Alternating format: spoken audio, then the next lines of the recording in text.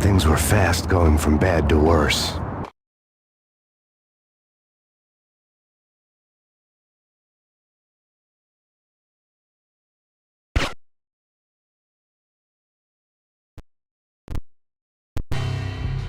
The men in blue had come and gone. They had decorated the place with chalk outlines and tied it together with yellow tape. The cops who had stayed behind were dead. Frankie, his boys, and I had the place all for ourselves.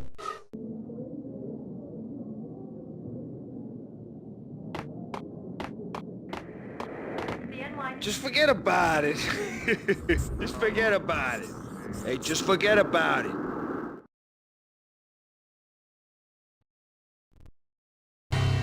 That crazy witch, you should have heard her. She was a real scream when the boys caught her trying to cap the Don. Oh, that's friggin' bad. To the trio? That's even worse than what Frankie's doing to that poor bastard downstairs. She's gonna take a long time to die. The mobster muscle on the phone was talking about Mona. Punchinello's trio were nothing but bad news. There he is!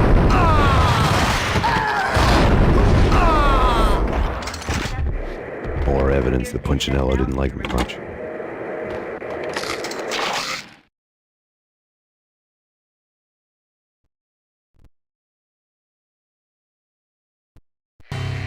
The fact remains that all the victims so far identified in the Ragnarok shooting have been known criminals, many of whom had large doses of V in their blood. Reliable sources say that Max Payne was also among those killed, although no body has been recovered at this time. Reliable sources. That meant somebody thought the Mafia had me, didn't want the cops snooping around anymore. The body would be delivered to them barely recognizable. Case closed. Don Punchinello had the power to be that reliable source, which was no news. But his news was old news. Framing me hadn't been enough. Don Punchinello had put a hit on me. He wanted me dead, and it had been important enough for him to give written instructions to Frankie about it. Max Payne should die like a dog for the trouble he's caused. Frankie, I know I can trust you to give this matter the dedication it needs.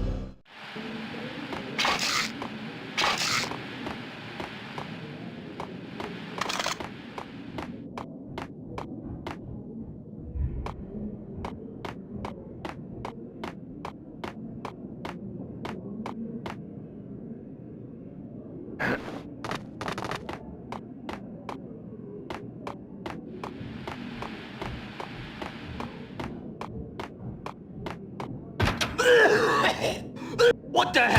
Ah!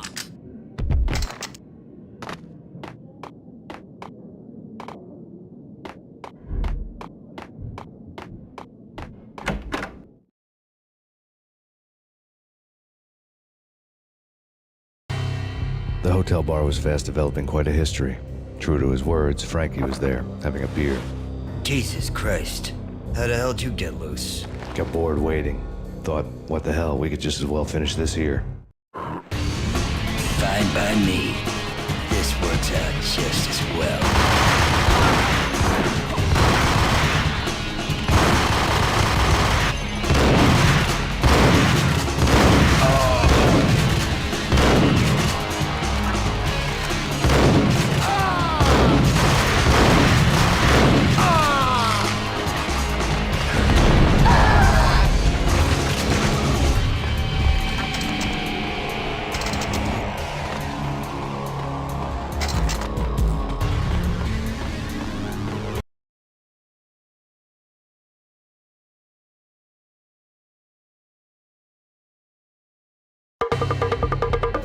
Thank you. You've been a lovely iron. Had enough? I don't play with girls anyway. Unfair!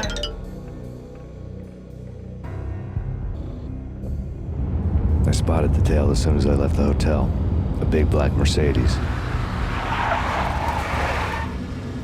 I'd seen the car before. That time it had heralded impressive explosions. Vladimir was back. Bang. You're dead, Max Payne. I might have laughed if I remembered how. What's this supposed to be? Cops and robbers? Look, you want something with me? Get in line. Peace, man. Relax. You know you are a real news item. Armed and dangerous.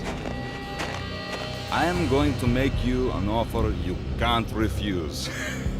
I've always wanted to say that. It's a bum rap. I've been framed. That's a moot point. Whatever you did or did not do, I'm sure you had good reason for doing it. Want to hear me out? I'm listening.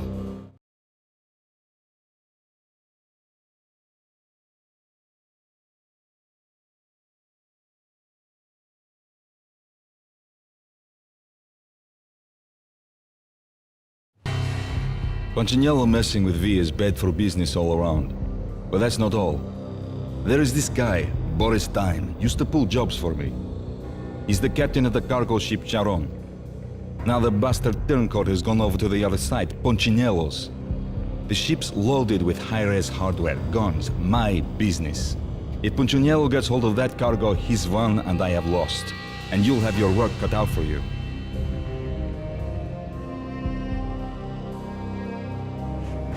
If you want to get to Punchinello, you will need heavy-duty persuaders. I am just the man to get them for you.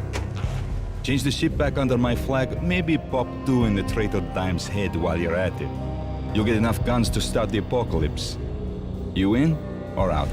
Let's get this show on the road. Vladimir was one of those old-time bad guys with honor and morals, which made him almost one of the good guys. None of us was a saint. The Brooklyn riverfront was a maze of rusty containers, sharp-boned cranes looming up from the snowstorm. On a night like this, you couldn't help but think of the dark army of dead men sleeping with the fishes, cement shoes in line.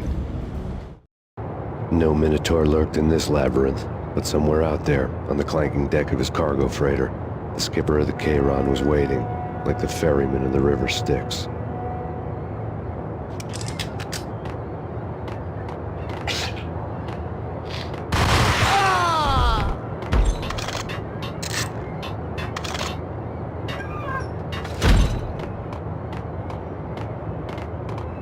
What the hell?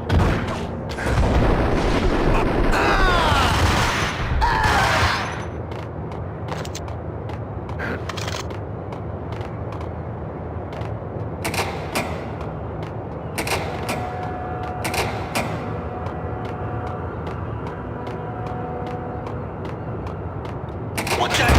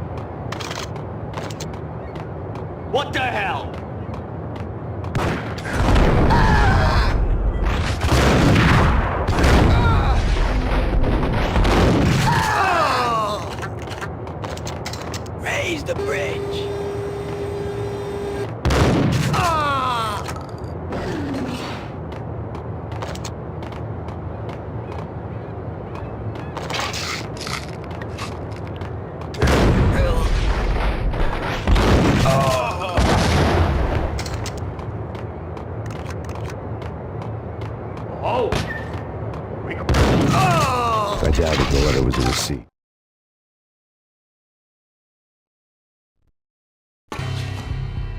Rico Muerte had come to town to do more than just sort out family troubles. Exhibits number 1, 2, and 3. Briefcase of money, a sniper rifle, and an envelope with one word neatly printed on a folded piece of expensive paper. Mayor. It didn't sound like a mafia contract at all. It was too cold and too to the point.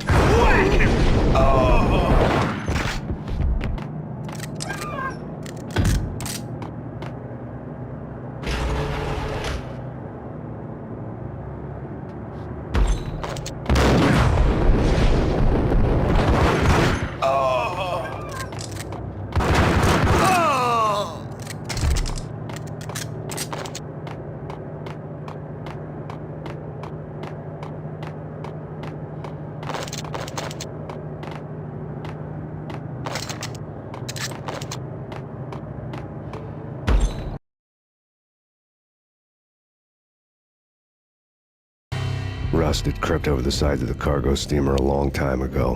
Boris Dime would be on board. I'd have to smoke half of his crew to even get near the gangplank. The guns were probably being kept in the hold, buried amidst the rats and oily water.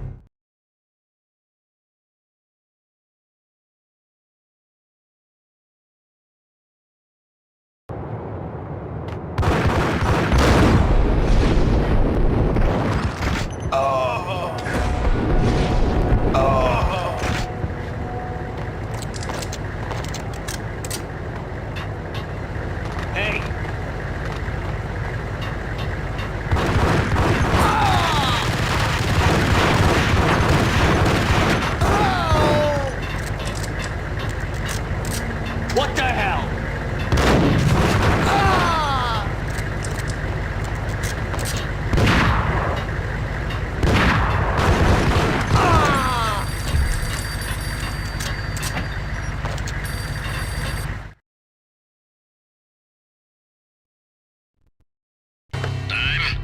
Angelo Puccinello here.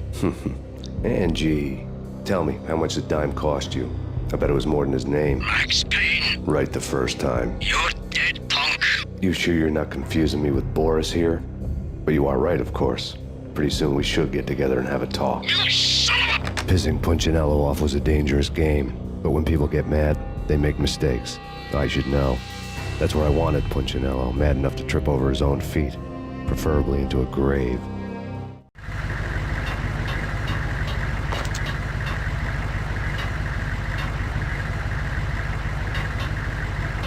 Dime! Dime!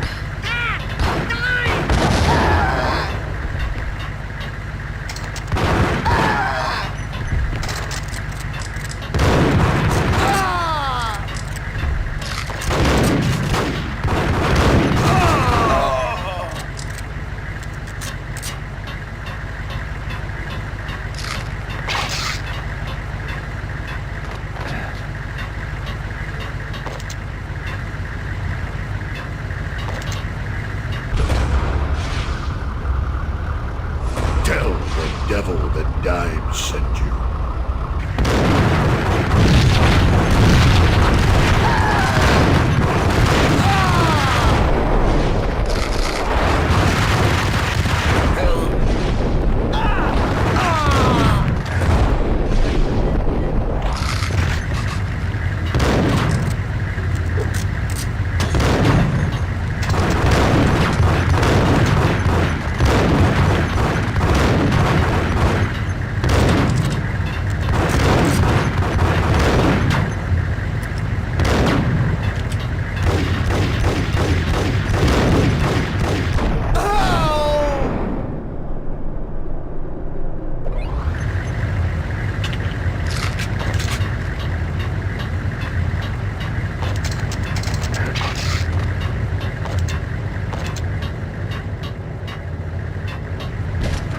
You know how to handle yourself. Anybody who says different is calling me a liar. Vladimir here. Collect all the guns and ammo you want. Meet me on the bridge afterwards.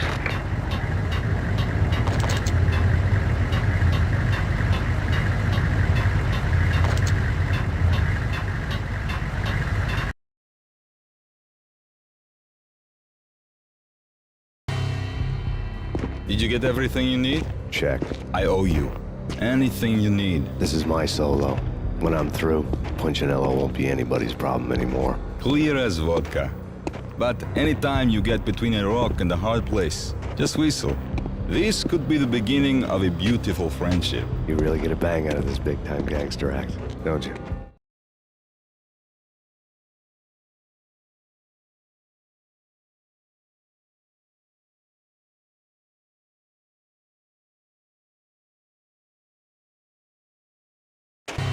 Even with all this firepower, I figured I couldn't get to Punchinello at his manor. I could only hope that he wouldn't pass a chance to hear me beg, to see he's won. This is Max Payne. I want to cut a deal.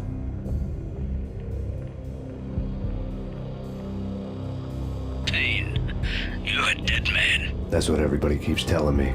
I got your ship and her cargo. I want to meet. No pain, no gain. Capiche?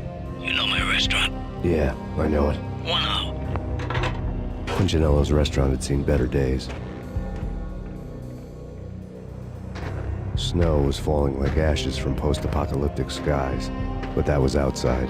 Things would soon get hot in the Don's restaurant. I knew it was a long shot, Angelo Punchinello actually showing up, but there was no crime in hoping.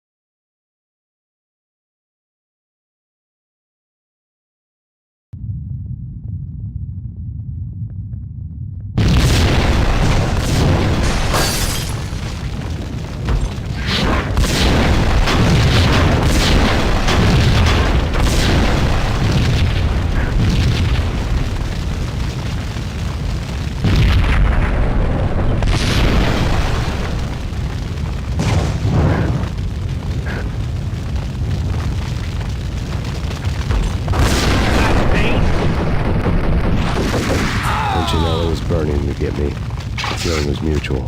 He was trying to put out my flames with gasoline.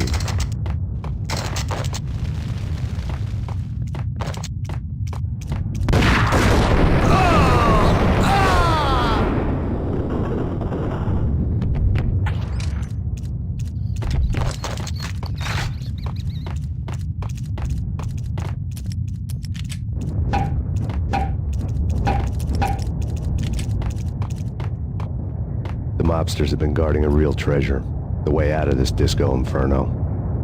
It's Payne!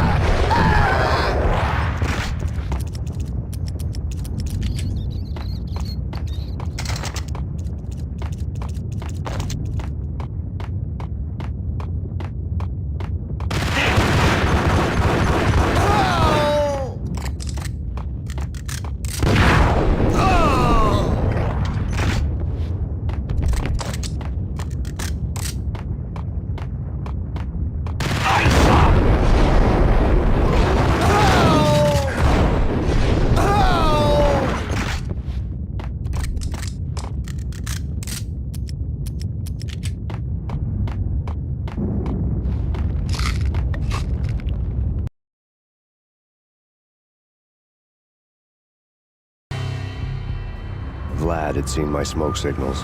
The Mercedes was revving to go, almost drowning out the Banshee wail of the sirens. You coming? We'll drop you off at the Punchinello Manor. Sounds good to me. When this is over, look me up. I could use a professional like you. I'll keep that in mind.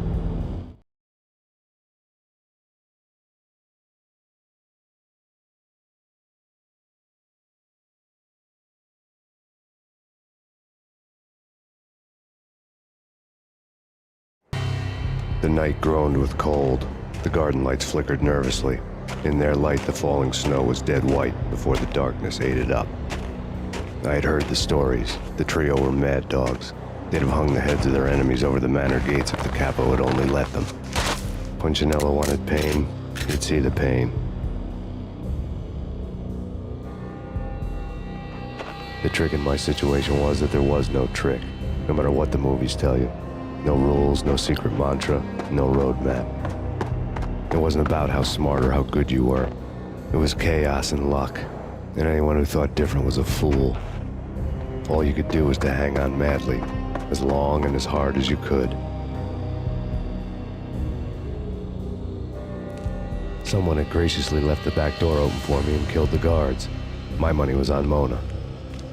I knew the trio would be standing between me and Punchinello. I had read their rap sheets, thick as phone books. No one would be walking out of here alive. The numbing cold of the broken night had followed me in.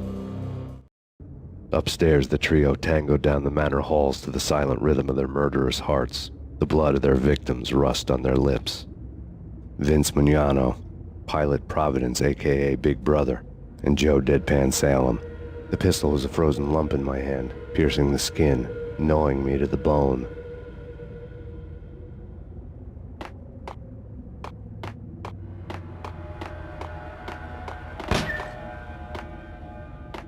Max Payne? In death,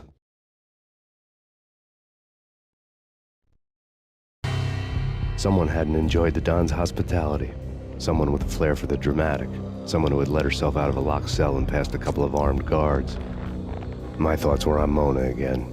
I could only hope she was a good enough gambler to walk away while she was still winning, before she'd run into the trio. The thug had been promoted to messenger.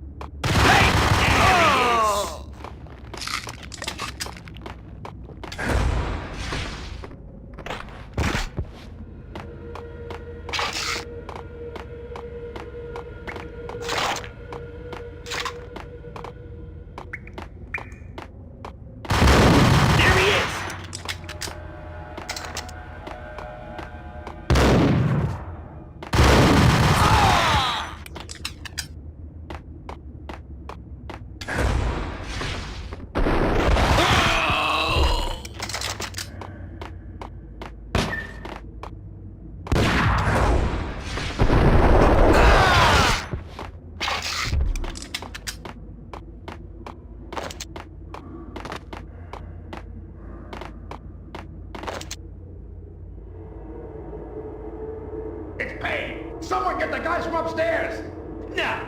No one's going anyplace. Too late for that. He walks in, we waste him. Vinny and Joe and Pilot won't get the credit for this kill.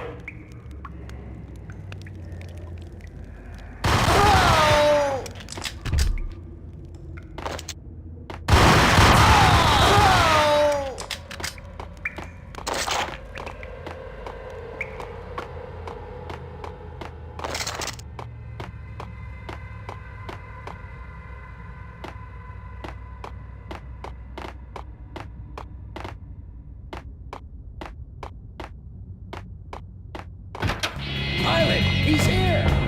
It didn't take me long to run into the trio.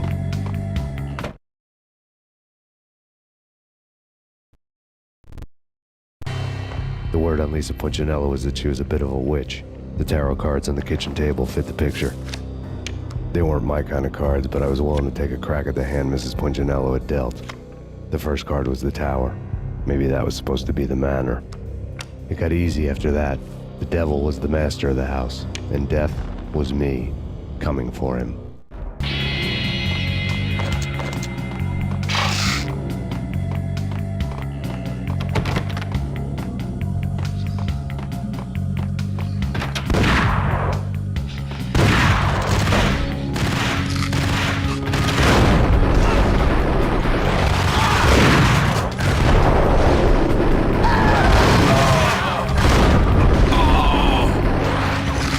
One down, two to go.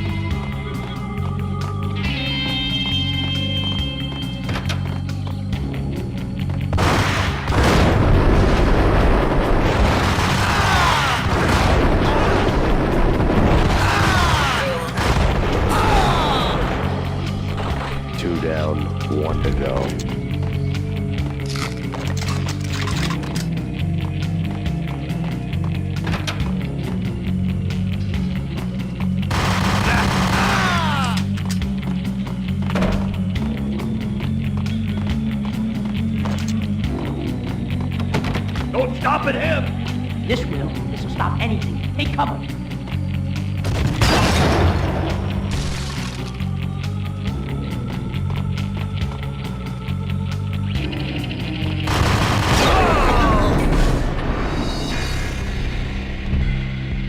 Knew that was gonna happen.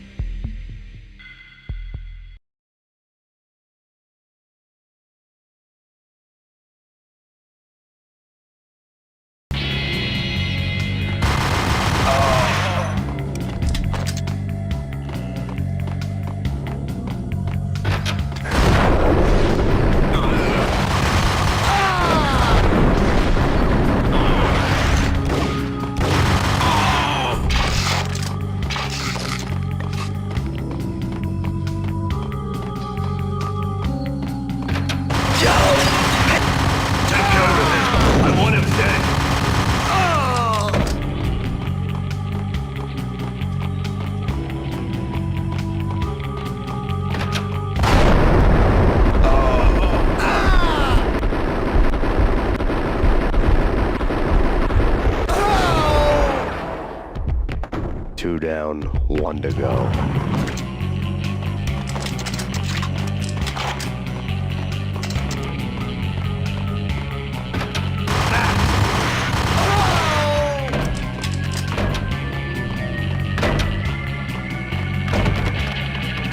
No stopping him! This will stop anything. Take cover.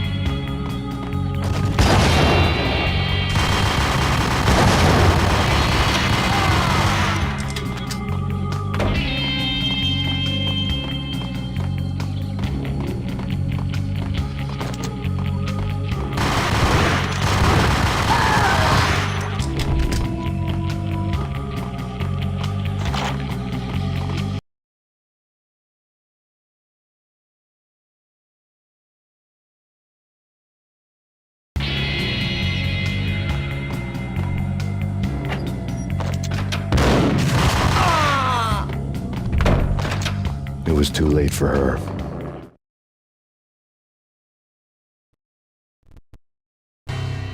You're a real angel, Max. I couldn't tell whether it was Mona or her sister. The body was a mess. The sick bastard had really gotten a kick out of it. Seeing her lying there got me thinking about another woman's body on another bed. Got me thinking about a fallen cradle.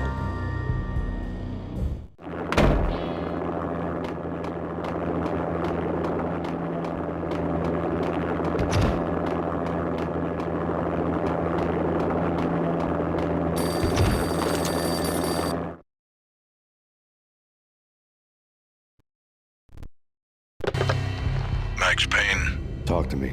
Alfred Woden. You've got company. An armed helicopter just landed on the manor grounds. You must hurry. The more the merrier.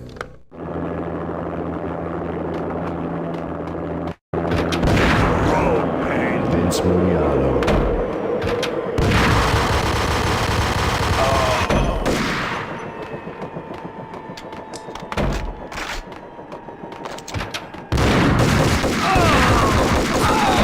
Punchinello's trio was done for.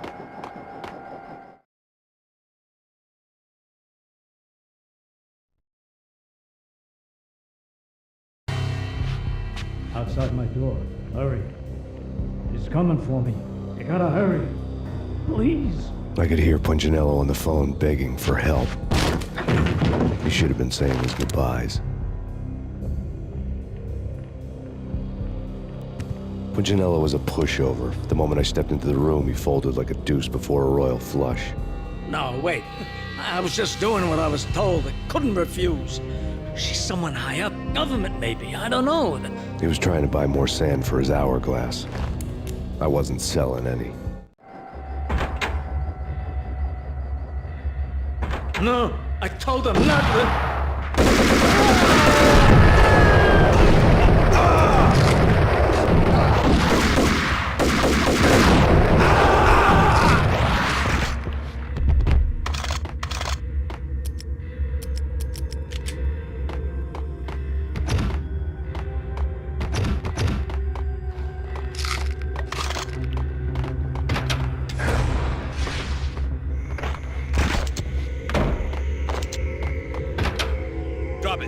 Don't move! Game over, Max Payne.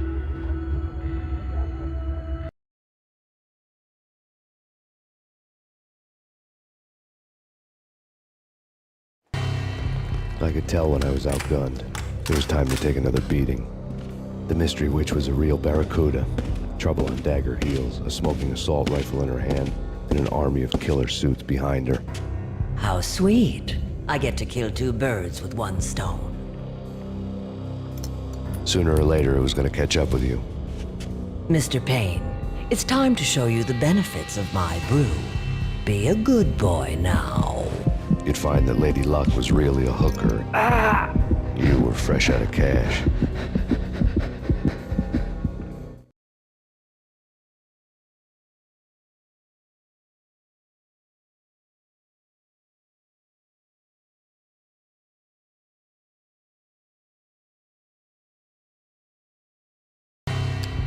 Gentlemen, we're done here. Take me to Cold Steel. She had just given me an OD of Valkyr. I could feel green fire eating my brains. They turned to steam. They did a fade on me. I'd never had a chance. The witch had got me just as sure as if she put a gun to my head and pulled the trigger. The shadows rushed me, bruised mugshot faces hungry for revenge. They knew my weak spots and closed in for the kill. The floor turned into a vortex of green blood. I fell. Flesh of fallen angels.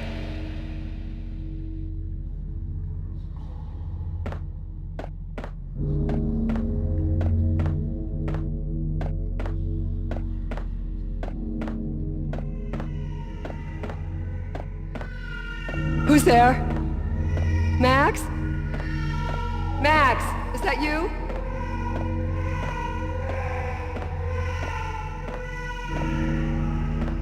Max?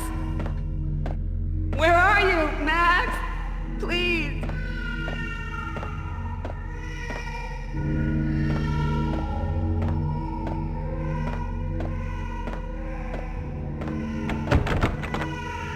No, please, Max, no. I'm sorry. Please don't, Max, no. Please. No, please, God, no.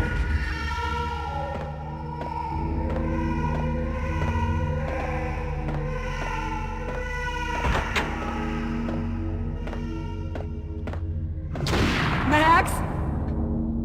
Where are you, Max? Please.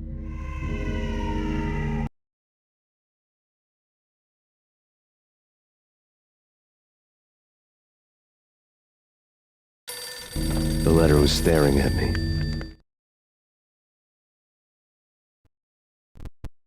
There was something disturbingly familiar about the letter before me.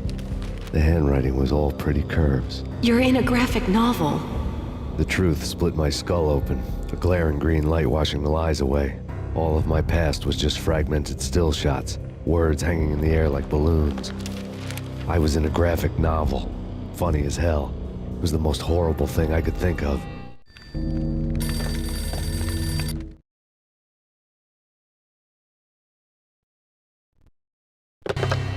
Bartender is shiny stuff, and dreams are made of stooped necromancers.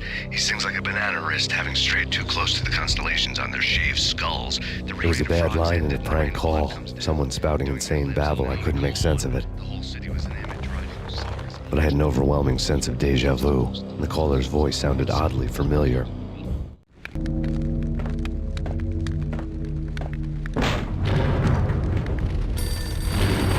The weird piece of paper looked dangerous.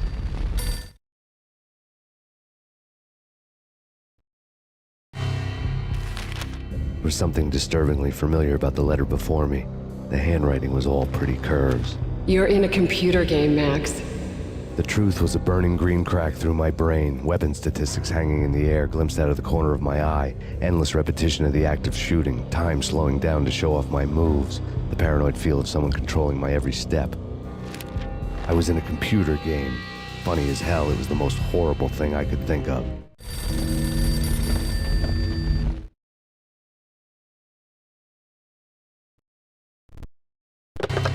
Don't lose it. It's Valkyr. The drug. Snap out of it. Try to remember. It was a bad line in a prank call, someone spouting insane babble. I couldn't make sense of it. But I had an overwhelming sense of deja vu, and the caller's voice sounded oddly familiar.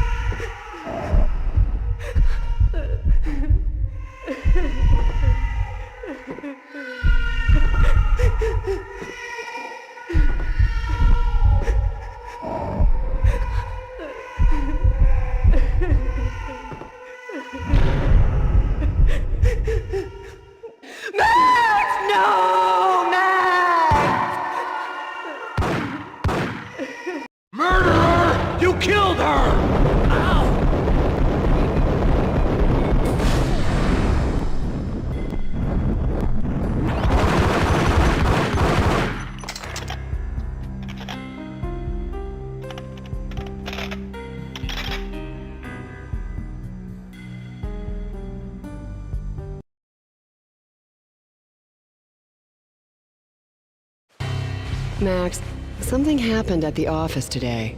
A strange memo. Something about Vikings. Honey, I gotta run. You can tell me all about it this evening. Have a nice day, darling. The bullet holes were rubies on her chest, blood glowing on her ivory skin. She was so beautiful. The killer was smiling. The flesh of fallen angels.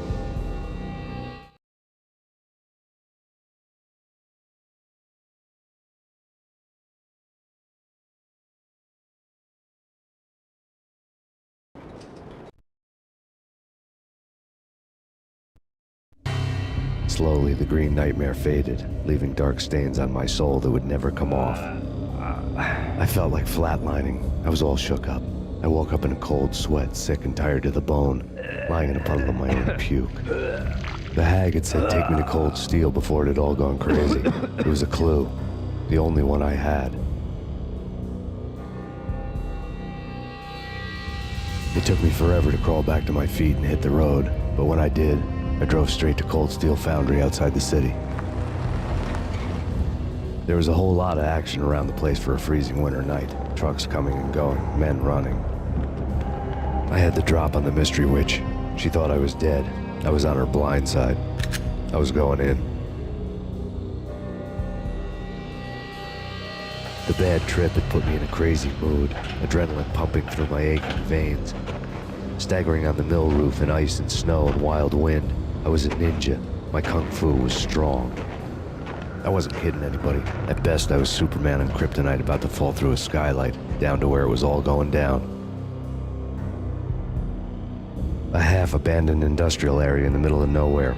The factory was a perfect front for any number of illegal activities.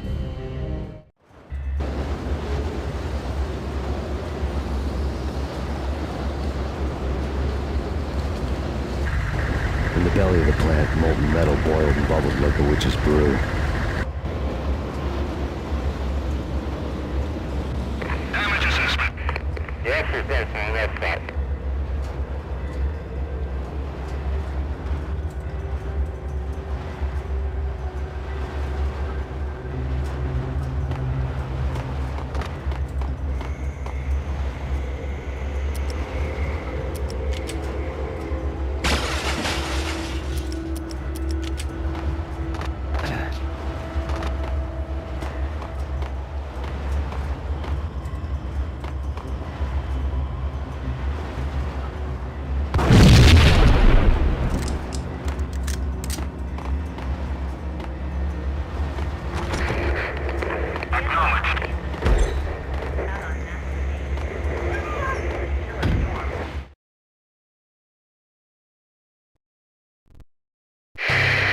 Life-threatening weather condition.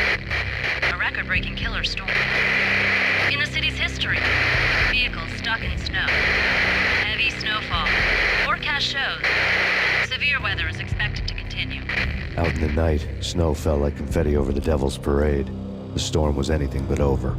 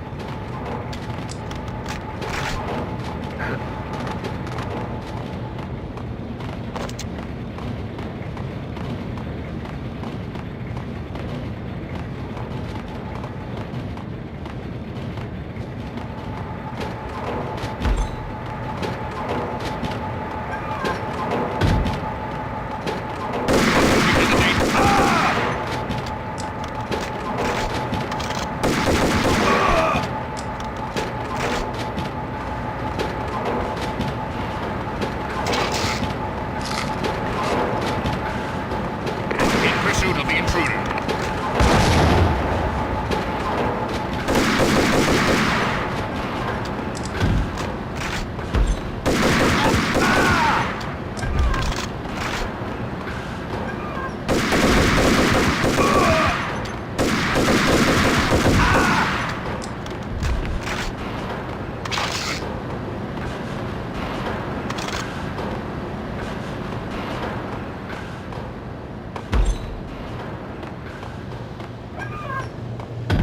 Can you believe it?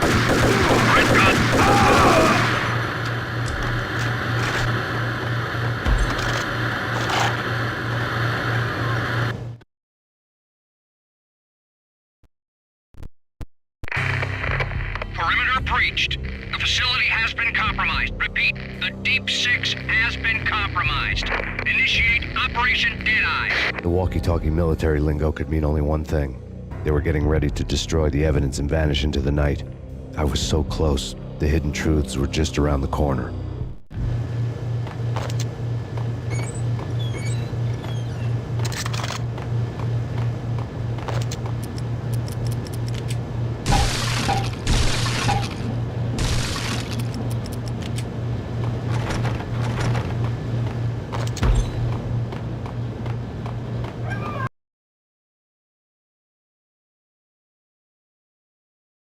Hey, hidden truths just around the corner. What the hell?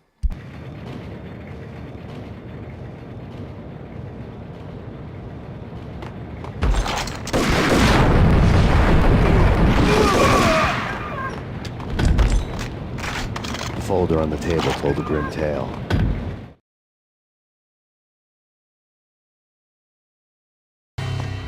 The mercenaries were running a tight operation, paperwork and all. Merchandise missing again. A chemist had tried to smuggle it out for his own private party. Locked him up in cell B7 in D6's old test facility to wait for proper processing. I was close enough to hear the secrets, just beyond the next doorway.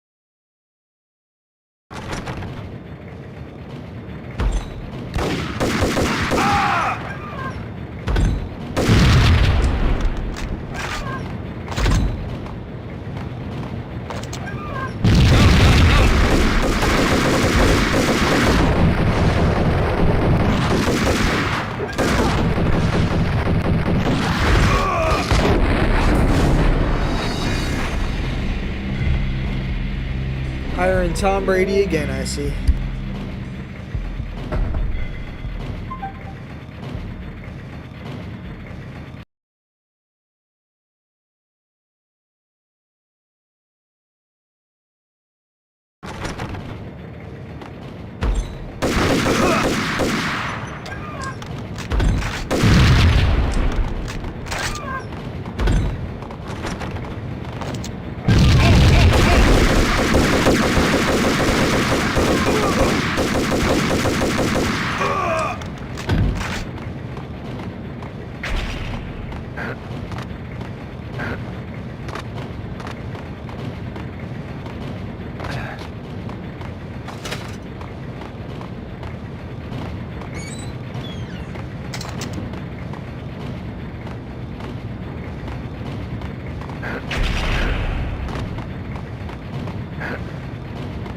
Moving to the danger area.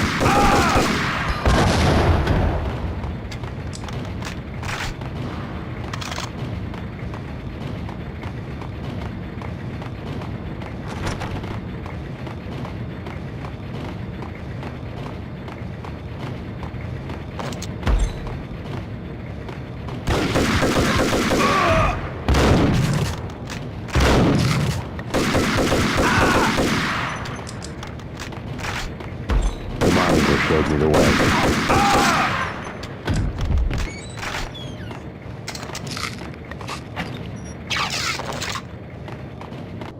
Processing diagrams fill the control room screens, all but one. An elevator titled D6 on one of the screens. Somewhere onwards, it has rows of ovens in the core of the plant.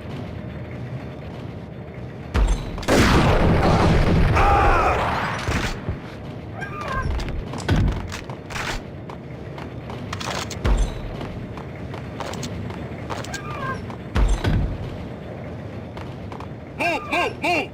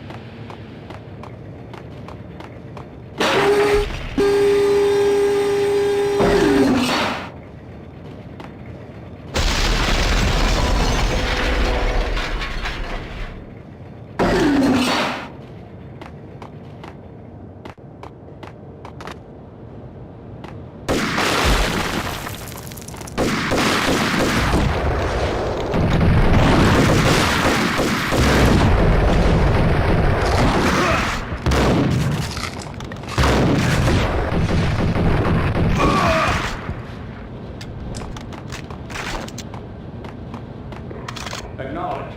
Target controls destroyed. Repeat, oven controls have been destroyed. Obstacle in place.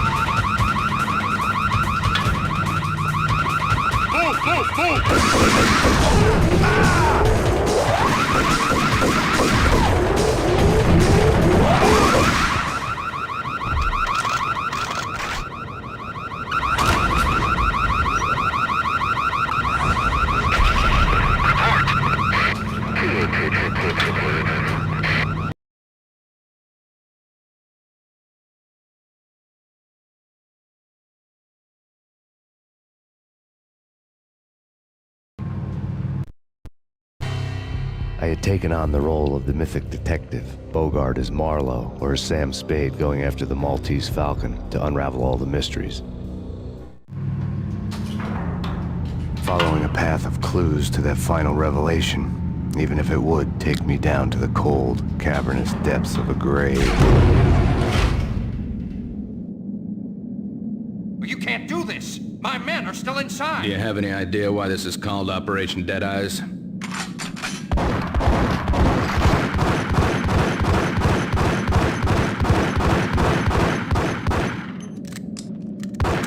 I think he's dead already. Let's do it.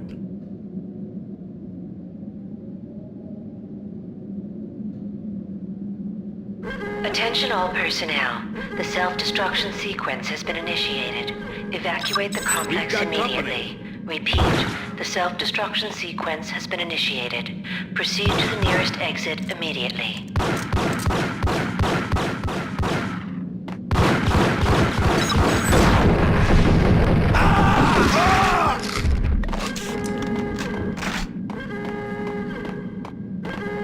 I had seen the logo on the floor before.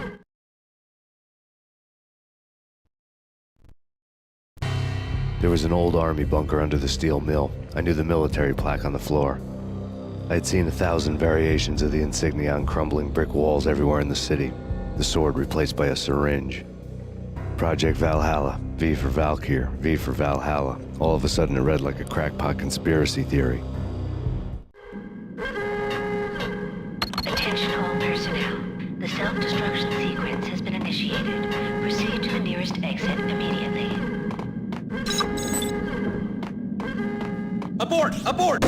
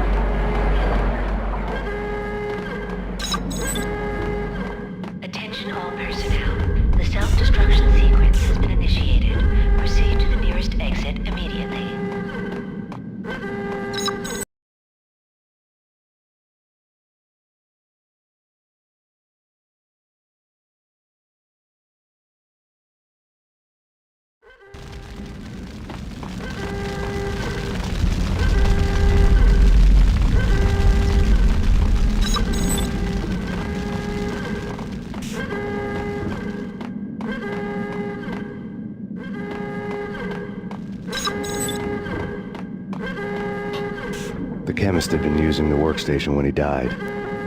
The half-life of the lab rat had ended online, his password blinking on the screen. 665, the neighbor of the beast.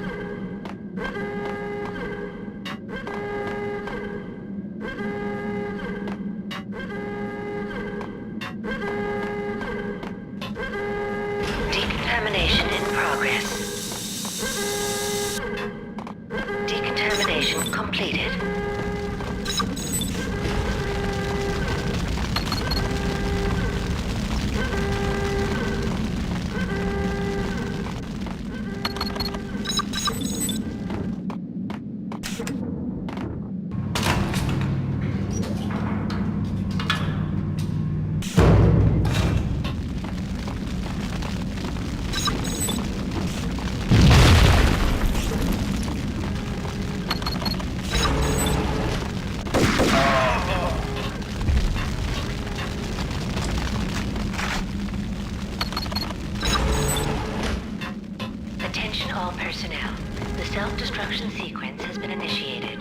Proceed to the nearest exit immediately. Hey, in here, hey! Thanks. I thought I was gonna die in there for sure. I need you to get me through the decontamination chamber airlock. You're crazy! No way! The place is blowing up, for Christ's sakes! Either that or back to the cell. Your choice. Okay, I'll do it. I'll do it.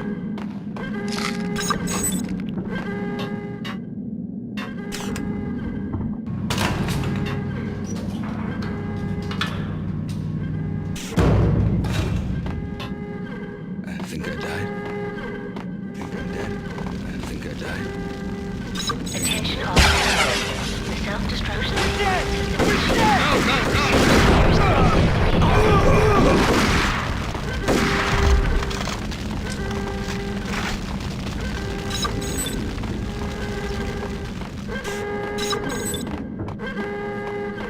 Get in! I'll punch you Decontamination through. in progress. We did a bad thing. Bad. Decontamination.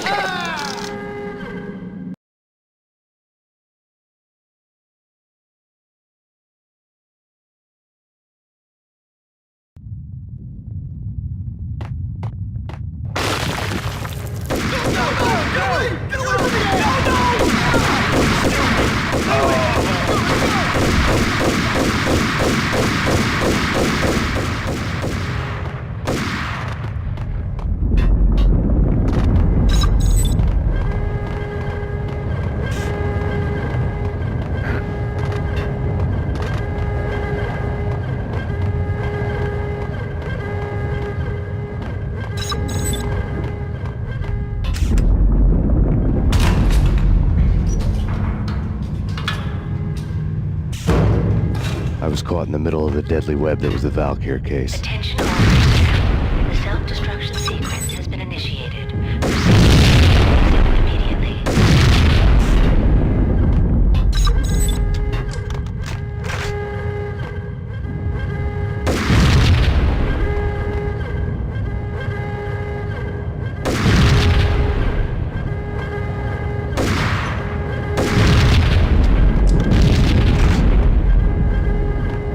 One of the lab. Of course I run into one. Top secret. Project Valhalla. U.S. Army. Yggdrasil Network. Valhalla. The otherworldly place in Norse mythology where the bravest heroes spent their afterlife feasting and fighting forever. Their wounds miraculously healed night after night. Valkyr. The maidens who chose the most courageous Viking warriors and carried them to Valhalla. 1991. The research objective is to create a chemical substance to enhance the stamina and morale of infantry troops. 1995. Results unsatisfactory. Project canceled. Someone had decided to continue the sick experiment unauthorized.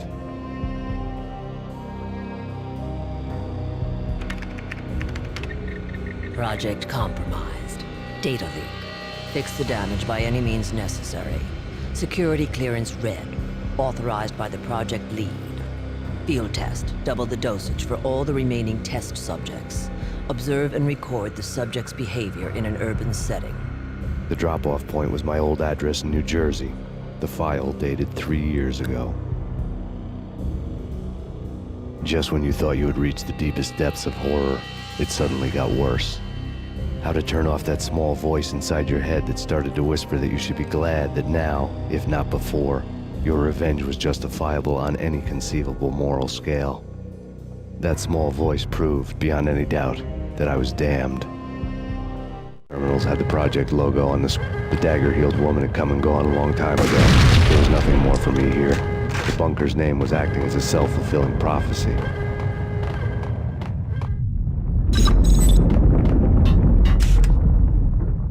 Attention all personnel. The self-destruction sequence has been initiated. Proceed to the nearest exit immediately.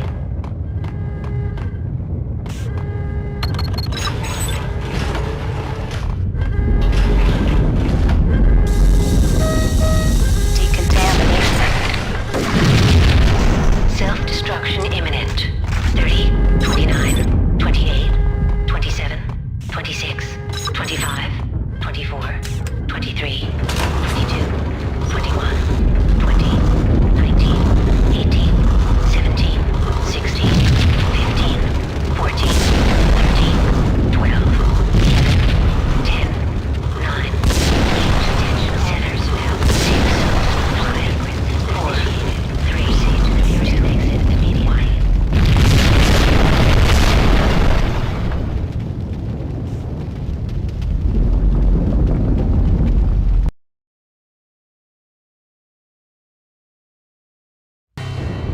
Piece together a jigsaw, and the final picture is you finishing that same puzzle. A mad, green-eyed killer standing behind you. An urban legend come true. The Project Valhalla test subjects had been the mad junkies who had murdered my loved ones. The rest was simple body count math. It all pointed to her. Ms. Valkyr. The factory went up in a fiery inferno behind me. All my leads were dead, turned to smoke and dust. I had lost my way. I hadn't slept in a million years.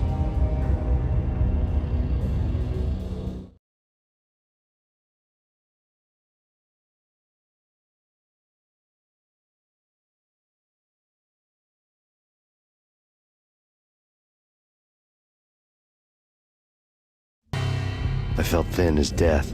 I've been living on an endless supply of week-old donuts. They were fuel for this crazy furnace inside my head. I couldn't remember when I had last seen the sun. I was on a permanent graveyard shift. When the darkness fell, New York City became something else, any old Sinatra song notwithstanding. Bad things happened in the night, on the streets of that other city, Noir York City.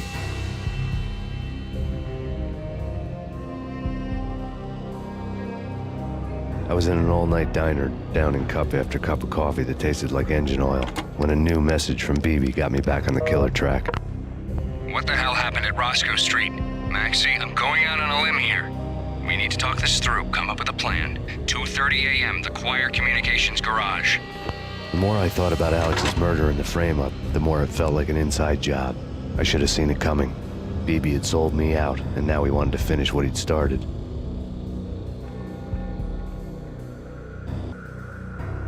The garage was dead. BB showed up in his tailor-made suit, gold watch, and cufflinks to match, all way beyond a cop's pay. Maxie. Oozing suave charm, he was guilty as hell. What the hell does BB stand for anyway? Backstabbing bastard? Come on, don't be like that. Have a cigar. I don't smoke. Maxie, you have no idea how big this is. It's huge. You have no idea.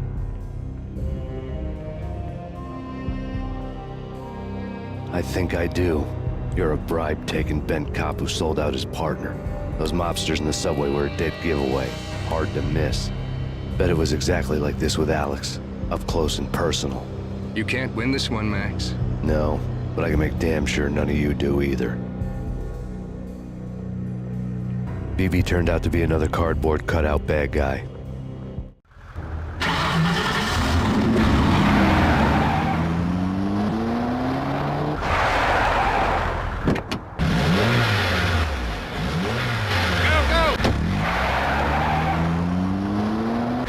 Bad cop on the tape. A cowardly right-hand man fleeing from the scene, leaving his paid thugs to do his dirty work. What's up?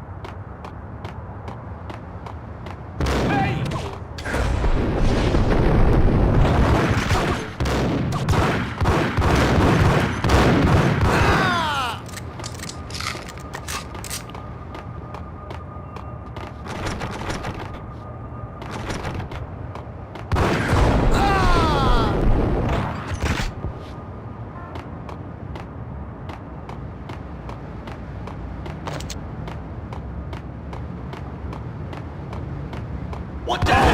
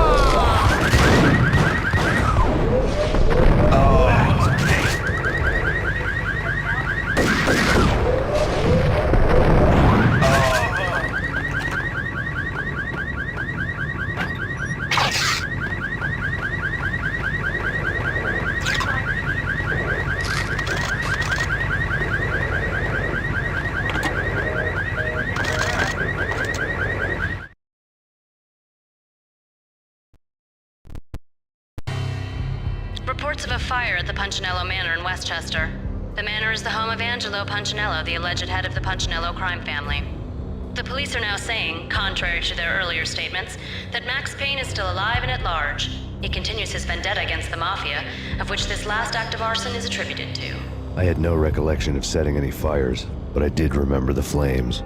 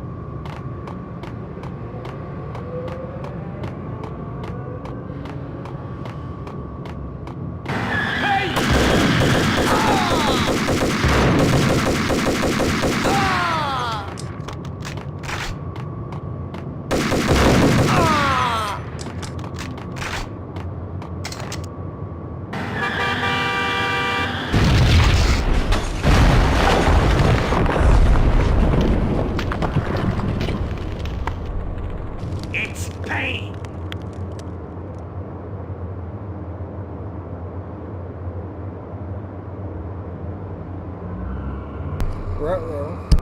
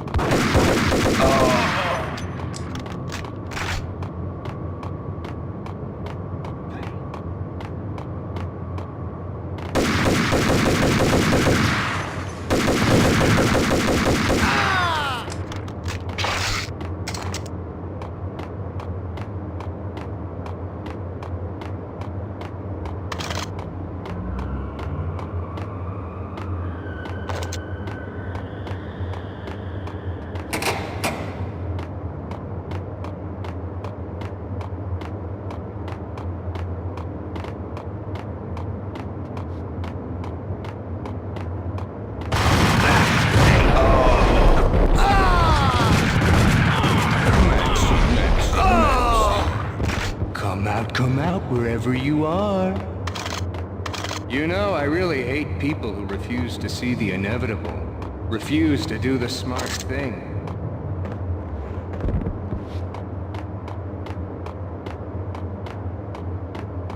No, I must do the right thing.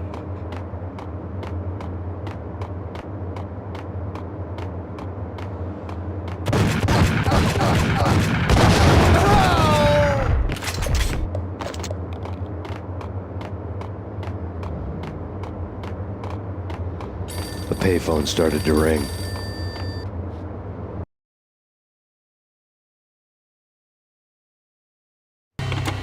Yeah. Max Payne? Whatever does it for you. This is Alfred Woden. I can give you the name of your enemy. Come to the Asgard building presently. We are expecting you.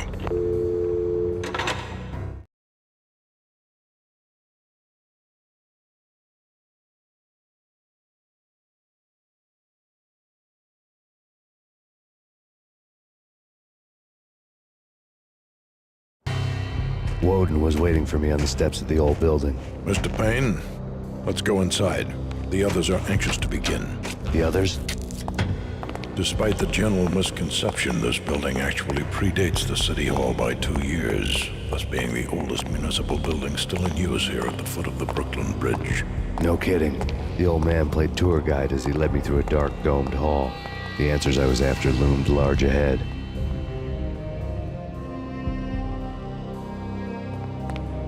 Mr. Payne, I would like to introduce you to my colleagues in what we call the Inner Circle.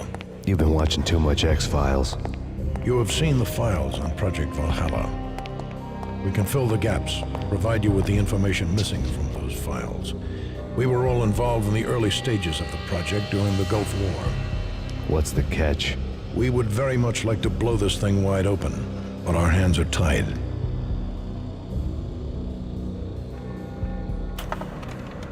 Her name is Nicole Horn. She was the key figure in Project Valhalla. When the funding was discontinued, she simply refused to quit. She knew exactly what she had in her hands. Nicole Horn is the president of Acer Corporation. She has more than half the city in her pocket. This must be kept under wraps. If you try to go public with this, we will deny any knowledge. We need you to take her out. Afterwards, we can protect you. Make all the charges go away. That was the cue for the killer suits to kick in the doors and swarm inside. It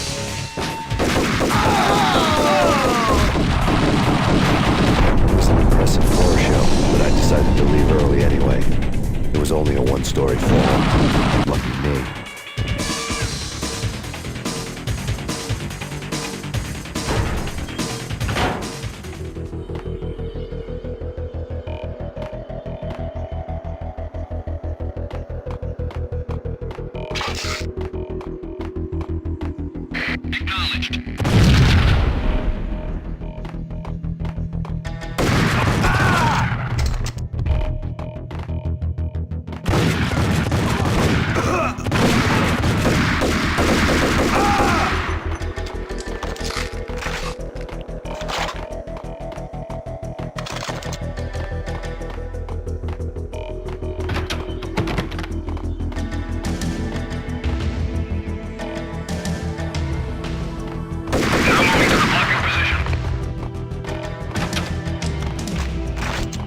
One of the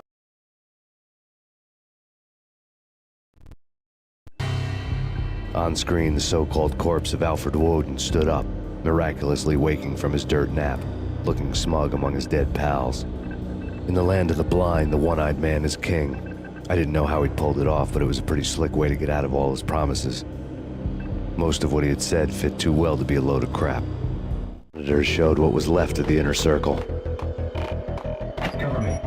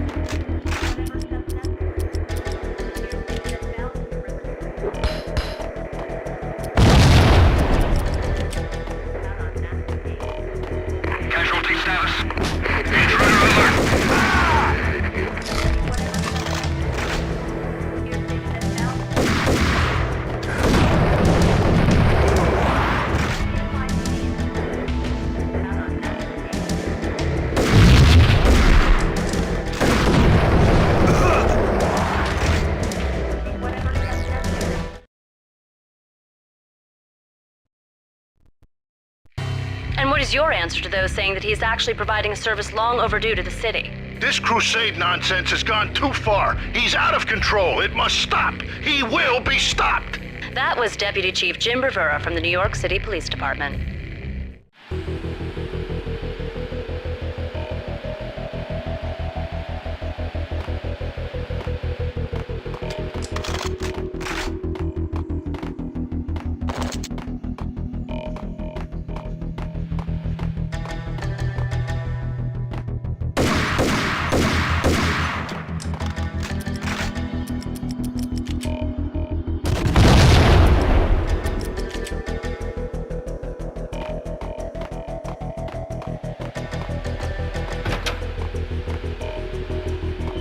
Casualty status?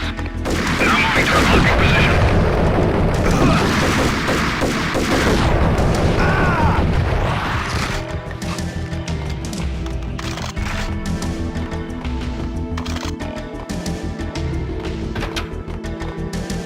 A videotape lay on the desk.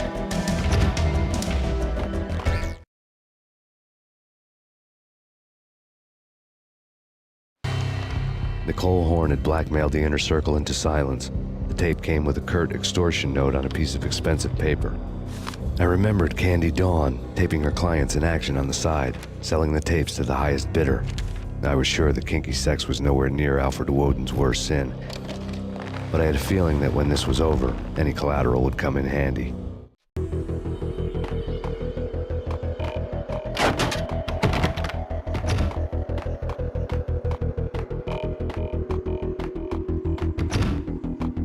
Woden had left me a present.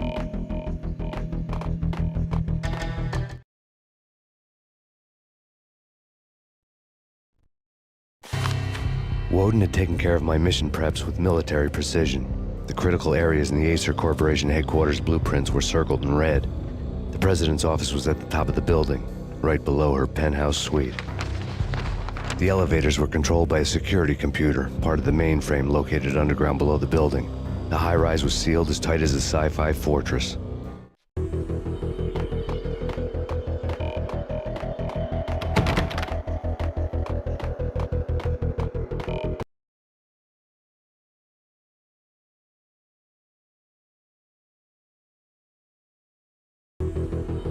Moving to the danger area.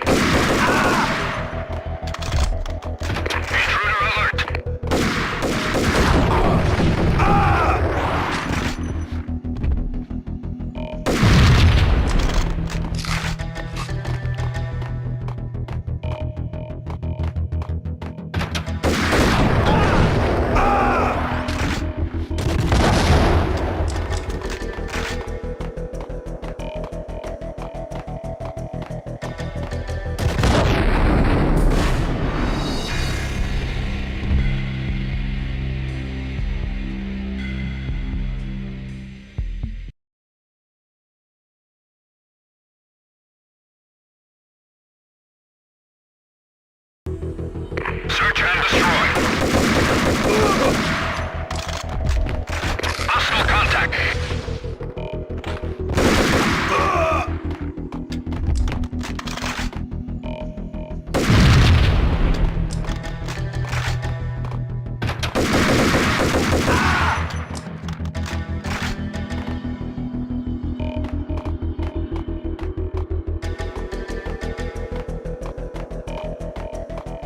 The best movie ending ever?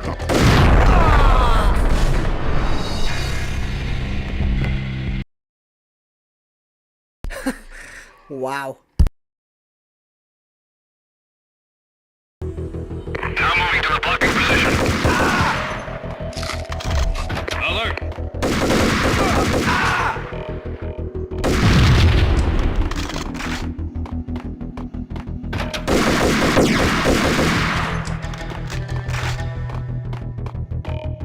The best.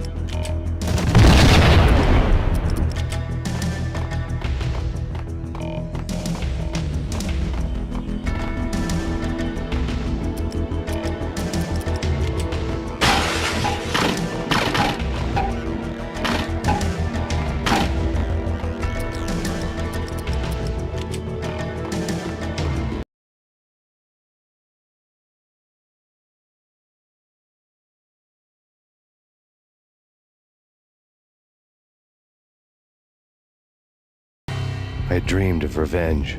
Those dreams were always nightmares, of coming close and then failing. Now I was close. I had a name to guide me, Nicole Horn. I had nothing to lose.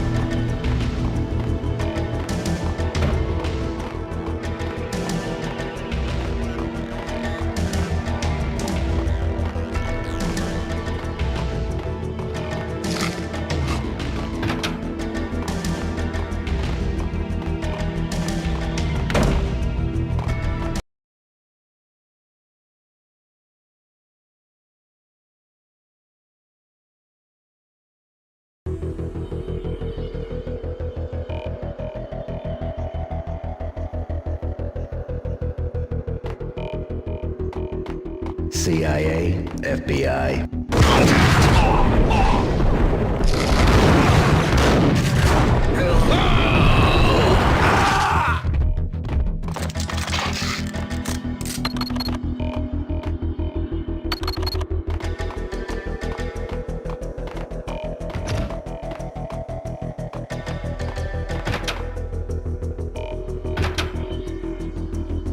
Take him down. Shoot to kill. Let's finish this.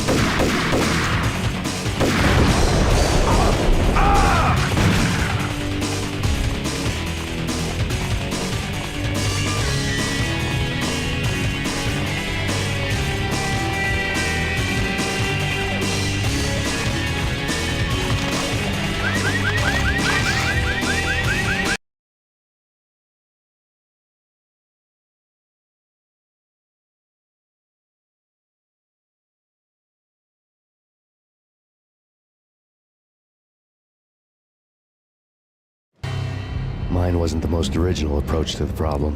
It wasn't as if it hadn't all been done before. An eye for an eye, the first principle of revenge. Old as dirt, still going strong.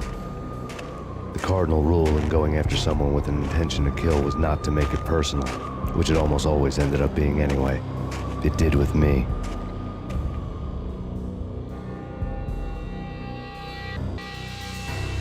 I took my time, cruising around the city in the snow. There was no hurry. I knew what I had to do now. I took my time, thinking about it, building up the rage. When I was ready, I parked the stolen wheels at the front entrance of the Acer Corporation headquarters. Got out, got in, got cracking. I had a bullet with Nicole Horn's name on it. I had 10,000 bullets with the Hag's name on them.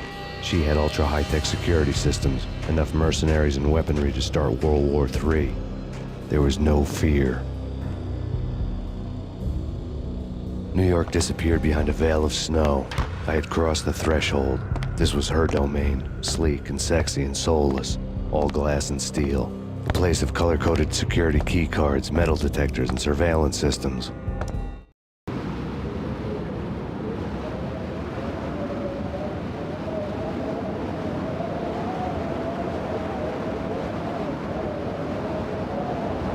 Colder than a walk-in fridge.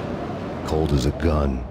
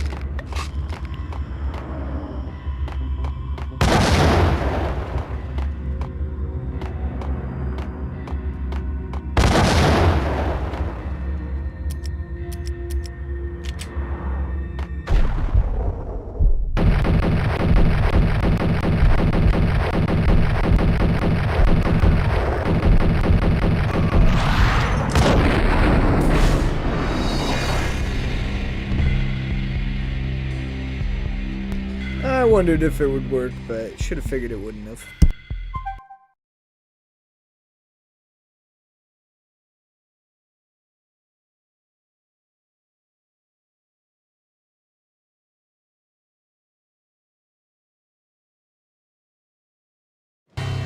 Mine was...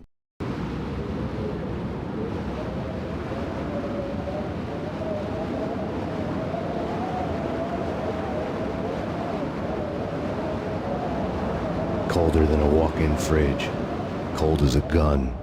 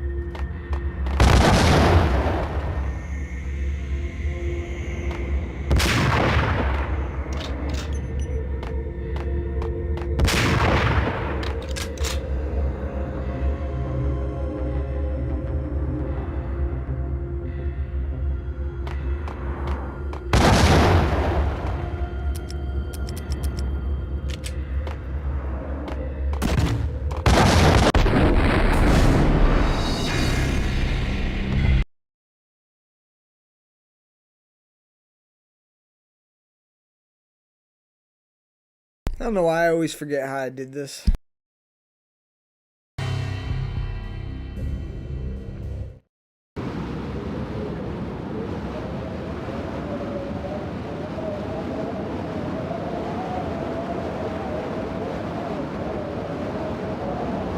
Colder than a walk-in fridge, cold as a gun.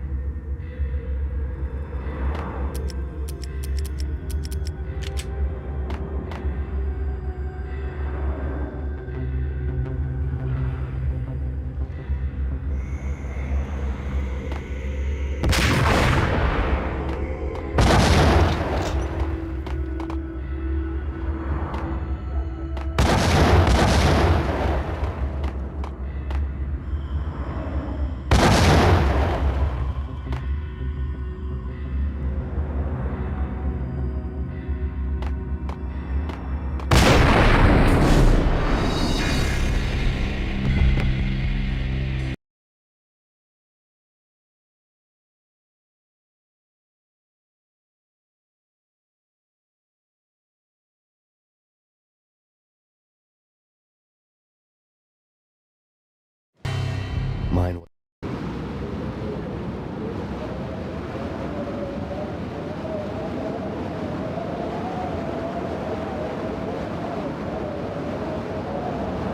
Colder than a walk-in fridge, cold as a gun.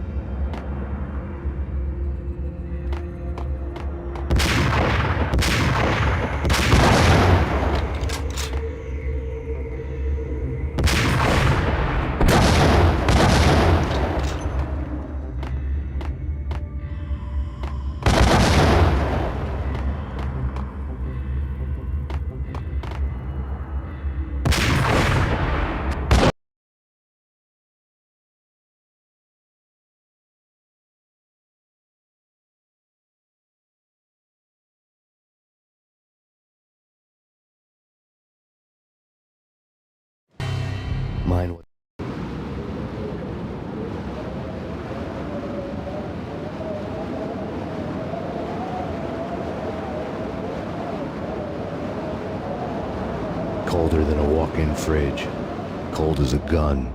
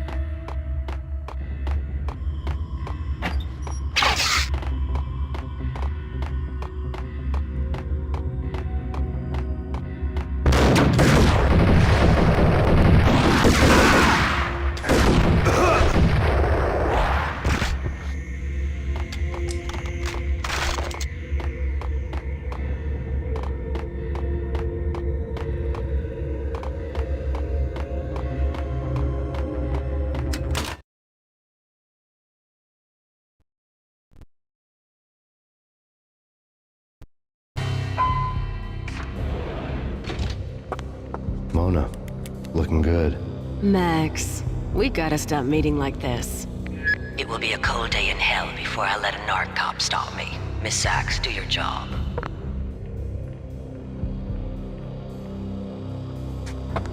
Relax, Max. You're a nice guy. I don't kill nice guys. You're not bad yourself.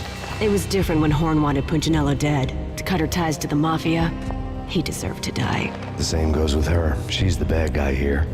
Her sister was whispering to her in my favor. I knew the appetites of ghosts intimately. They hungered for revenge.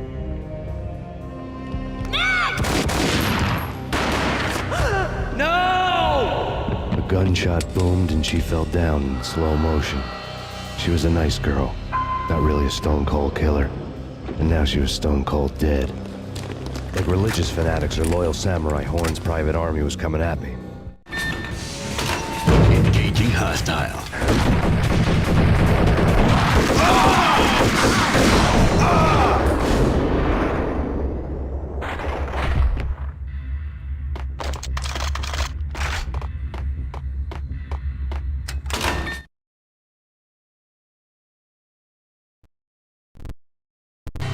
When the elevator came back down, Mona was gone. There was a lot of blood, but no body.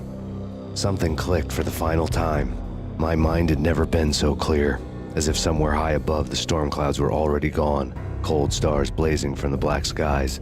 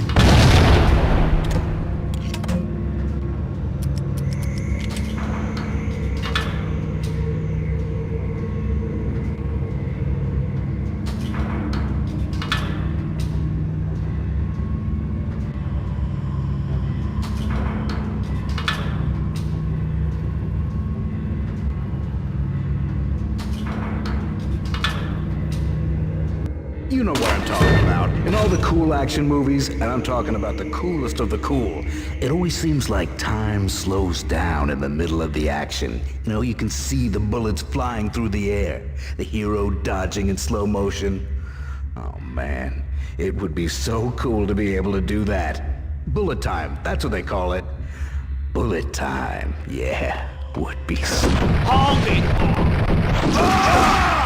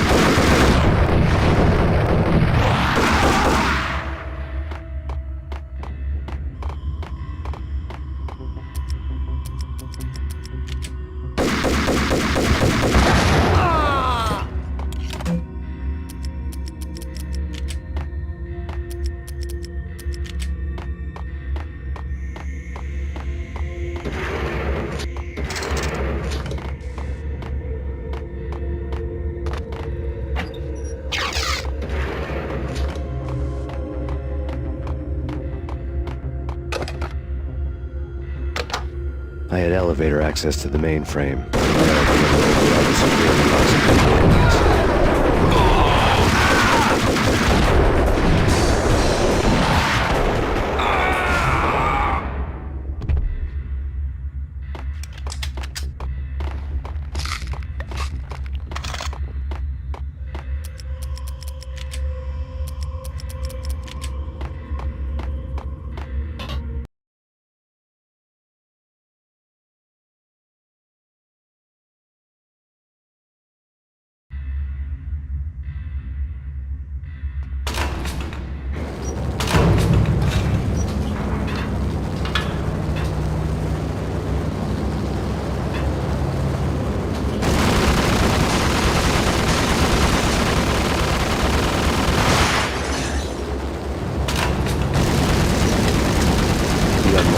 Was Horn's pet guardian, inhuman and flawless. It was stalking me. I hate to be stereotyped. I'm not a cold-blooded killer. I'm a nice guy. I love my wife. I have 2 boys I'm very proud of. You just have to make the ends meet. And if that means I have to shoot someone now and then, hey, it's just my job from 9 to 5.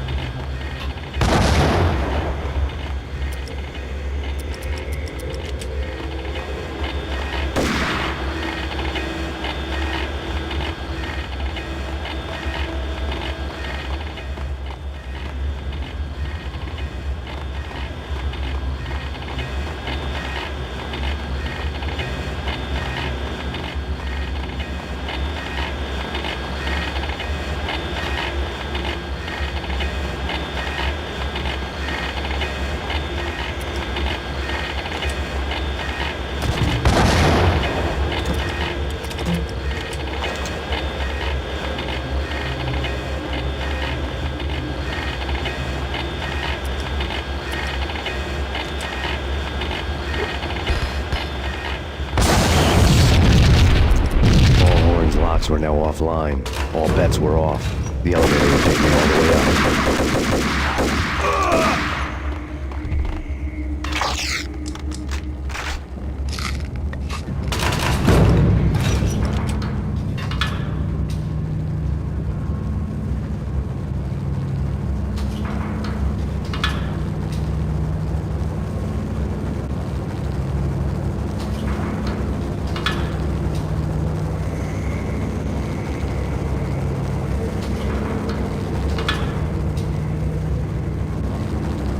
Seen from this height, the night seemed to stretch on to eternity. A hint of desperation had crept into the snowstorm, as if it was trying to get it all out before the end.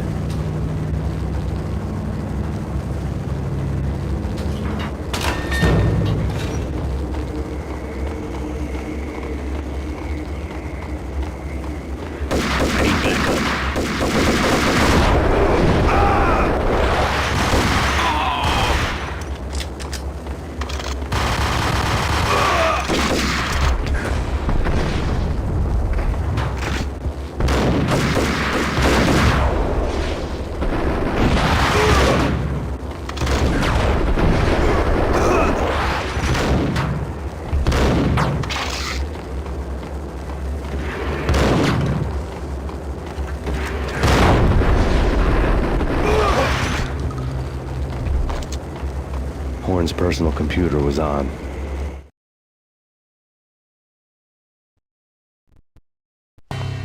Next to the printer was a neat stack of expensive paper.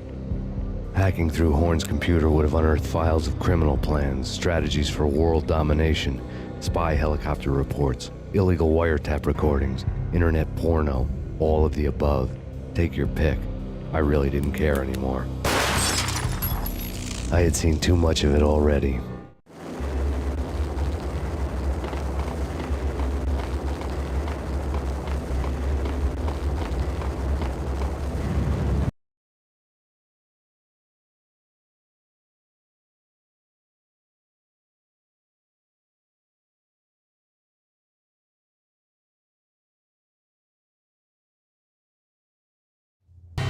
Valkyr had been meant to be a white-winged maiden that would lift you to a warrior's heaven, but it turned out to be a one-way demon ride to hell.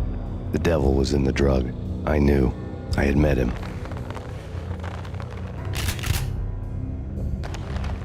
And now I was gonna kill her, the queen of the underworld who had tried to lift herself a bit closer to heaven with her drug money. No begging, no bribes. She knew better. Honor among killers. We who were about to die, both of us knew how this would end, in pain and suffering. All this because your wife stuck her nose into things that were none of her business. The cops were coming to take me away. The sirens were like a bad conscience I couldn't shake. It's ridiculous you've made it this far. You won't be alive when they get here. Stop him!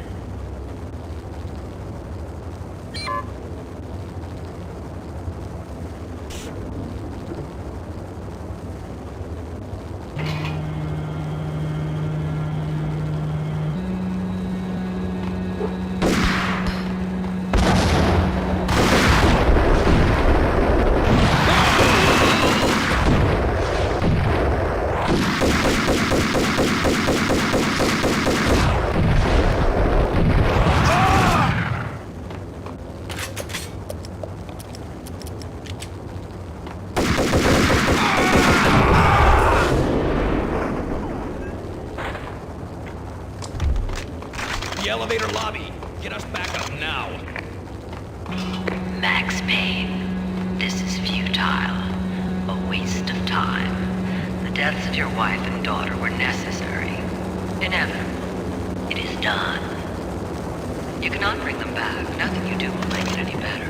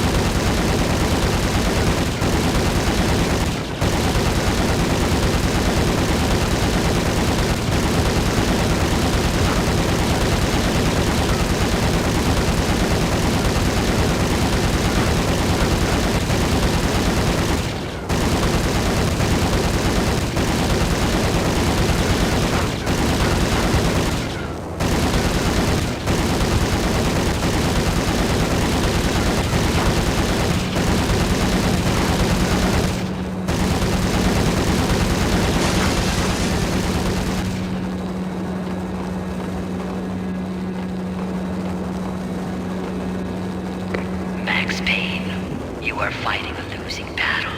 You cannot survive this. You will die. Stop fighting. Make it easy for yourself. Accept your fate. You will die here.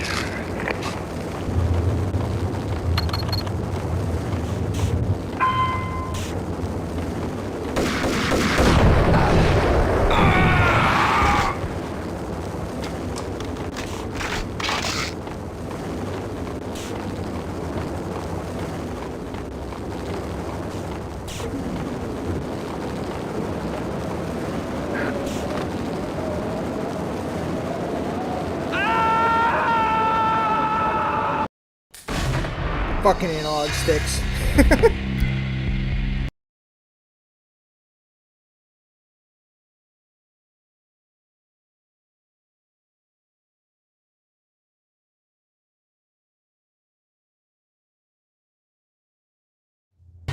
Val. Stop him!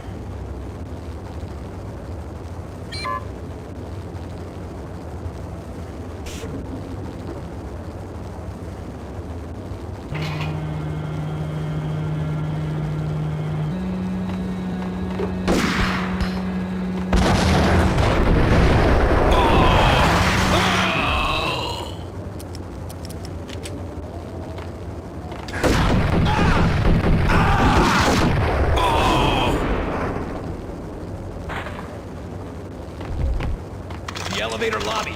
Get us back up now.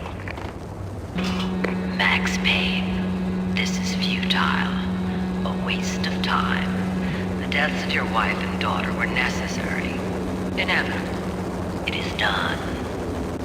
You cannot bring them back. Nothing you do will make it any better.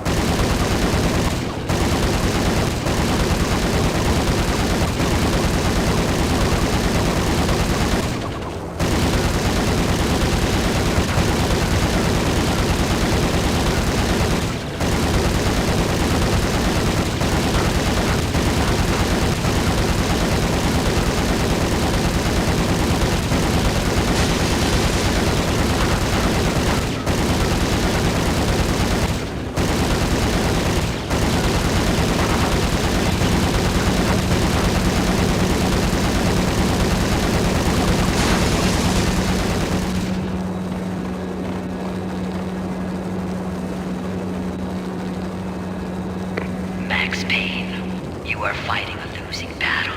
You cannot survive this. You will die. Stop fighting. Make it easy for yourself. Accept your fate. You will die here.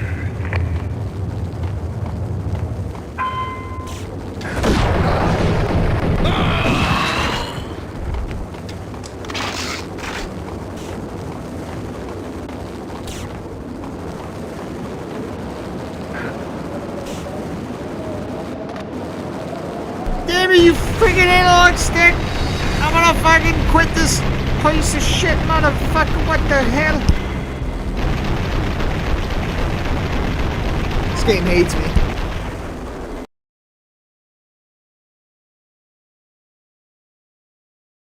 If only I could use the D-pad.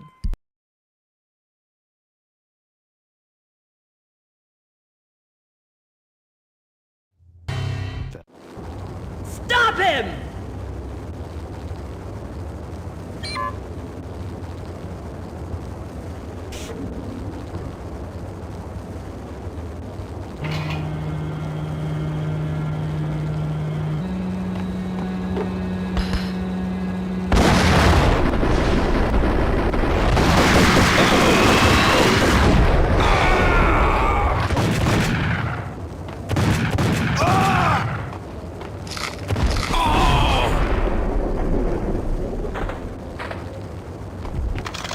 The elevator lobby. Get us back up now. Max Payne, This is futile. A waste of time. The deaths of your wife and daughter were necessary. Inevitable. It is done. You cannot bring them back. Nothing you do will make it any better.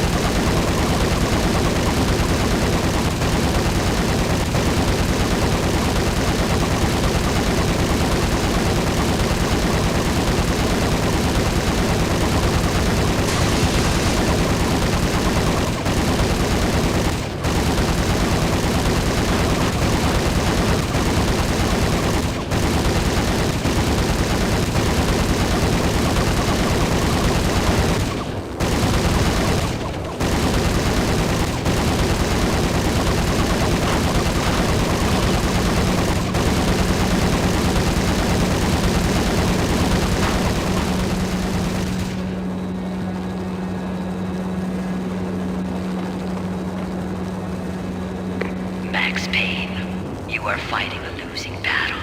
You cannot survive this. You will die. Stop fighting. Make it easy for yourself. Accept your fate. You will die here.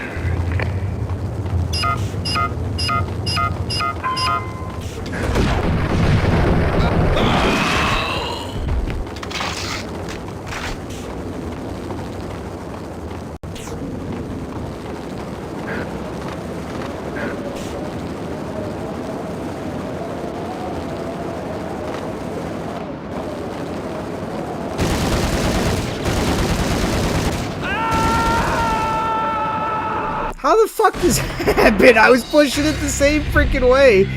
And then it just runs off. He's like, bye. I'm out of here. Holy shit, there's a helicopter. Bye. Like, what? Dude.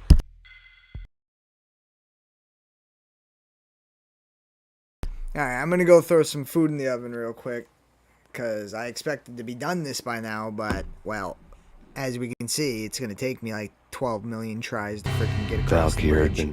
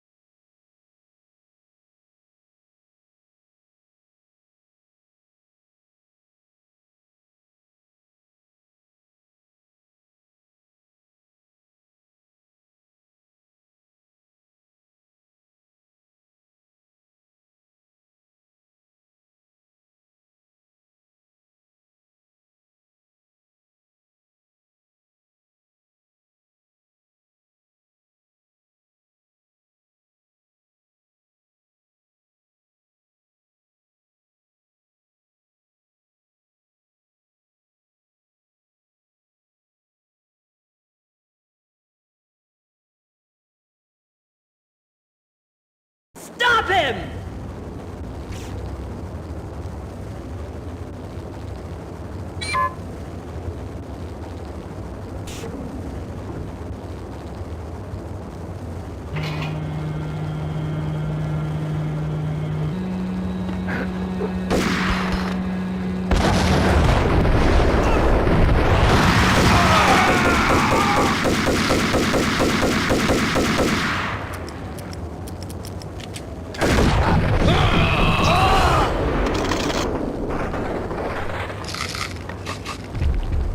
The elevator lobby. Get us back up now. Max Payne, this is futile. See, I pressed circle once too, and it took 2 of them. The deaths of your wife and daughter were necessary. What's going on? Inevitable. Why is this game so buggy? You It wasn't so buggy on the PS2. Come on.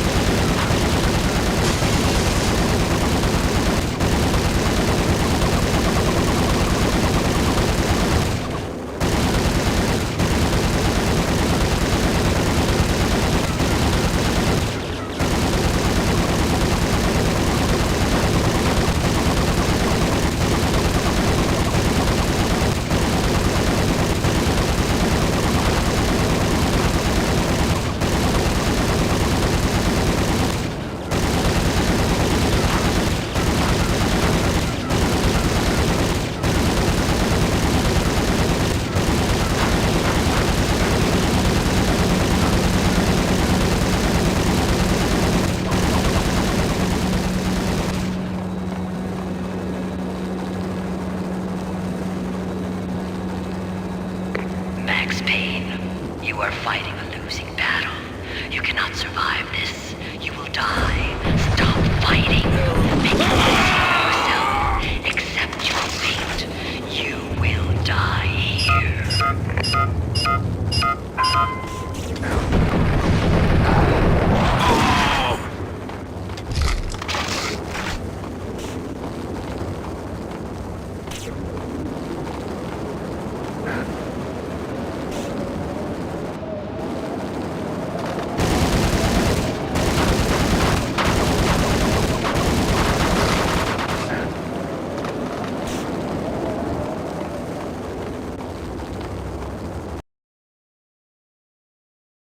Holy shiza, I've done it.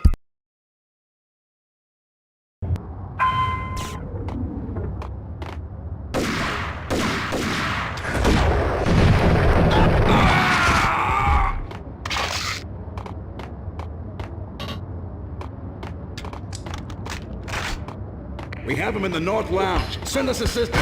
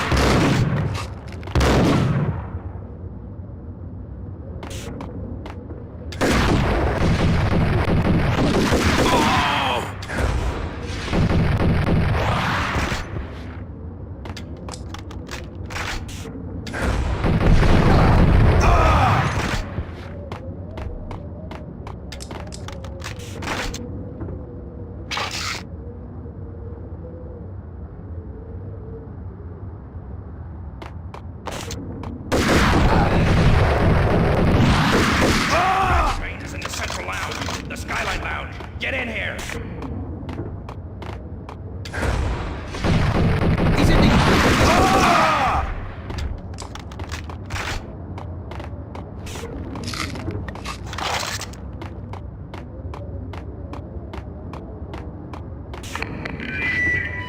What do you He's unstoppable. You are superior to him in every way that counts. You are better trained, better equipped. You outnumber him at least 20 to 1. Your job.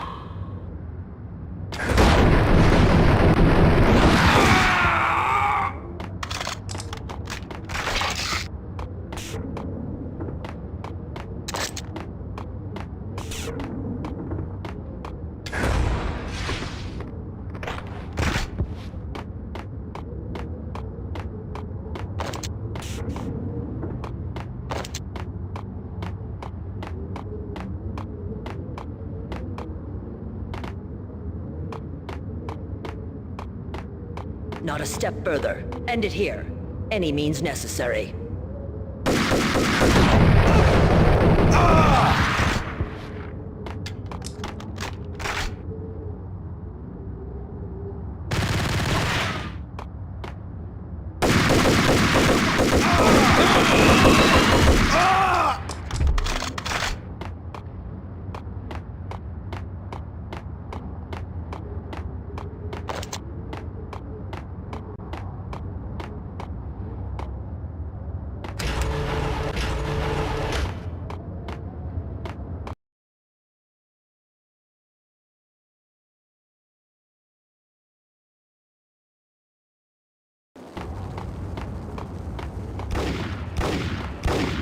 That's for you.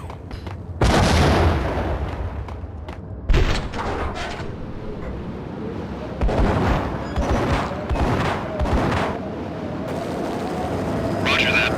Attempting to land now. It's gonna be tricky.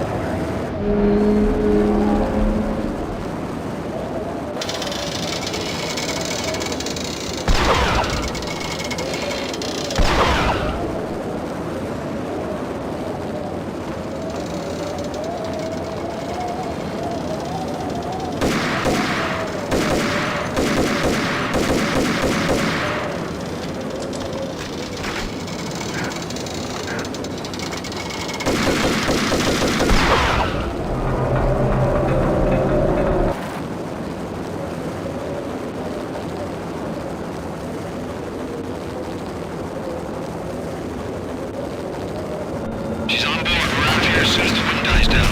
Don't like the look of that mast.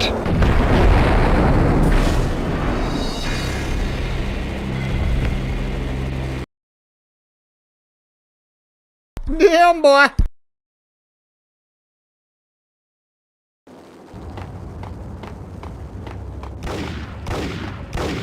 That's for you.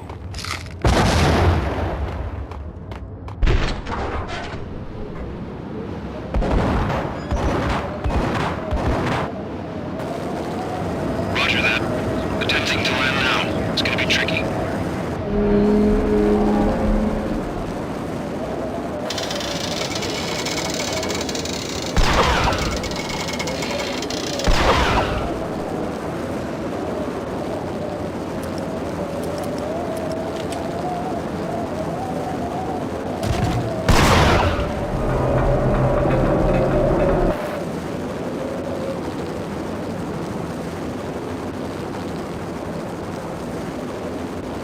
She's on board. We're out of here as soon as the wind dies down. Don't like the look of that mast.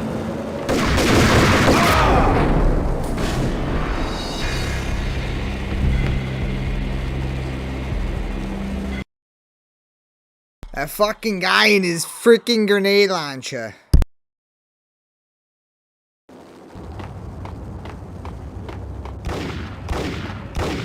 That's for you.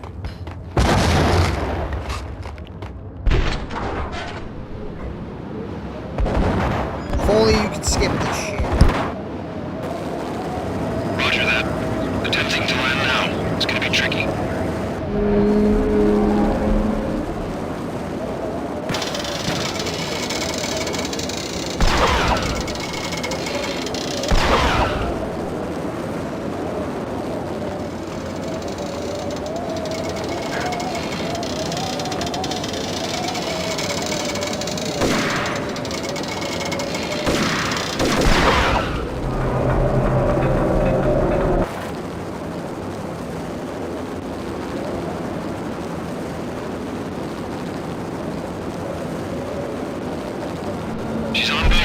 here as soon as the wind dies down. Don't like the look of that mast.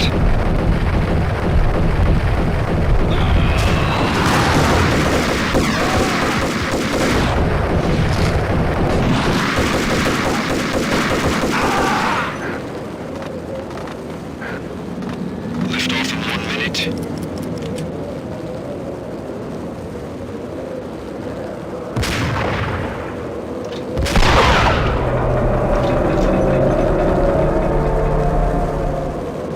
Lift off in 45 seconds.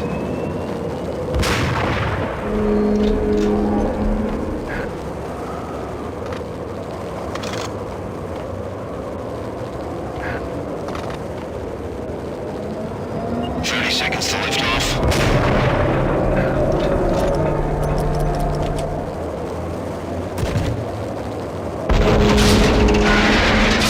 Forgot about that part.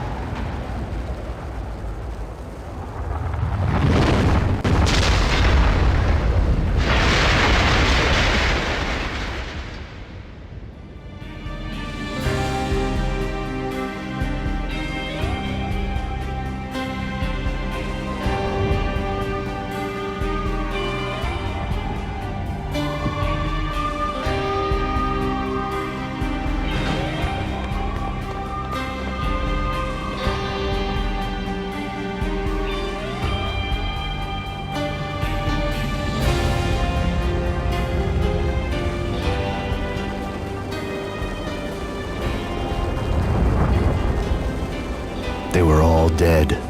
The final gunshot was an exclamation mark to everything that had led to this point. I released my finger from the trigger.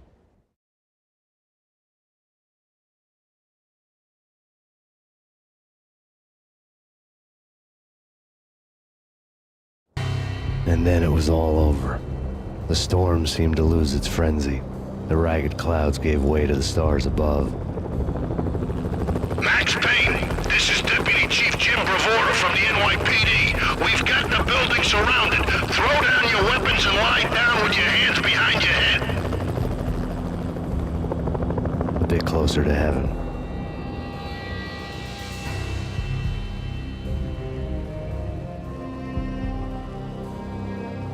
The cops' voices were distant and muted.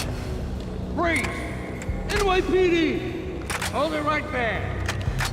My ghosts released me from their haunting. Down below, New York City glittered like diamonds on black velvet.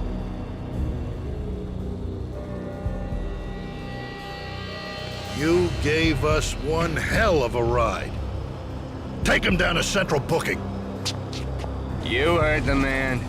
Woden was there in the crowd, standing by the sidelines. It wouldn't be over till the man with the patch would say so. He'd say the right words. I knew he would. He'd better. Woden grinned smugly. It was the grin of a winner. That made two of us.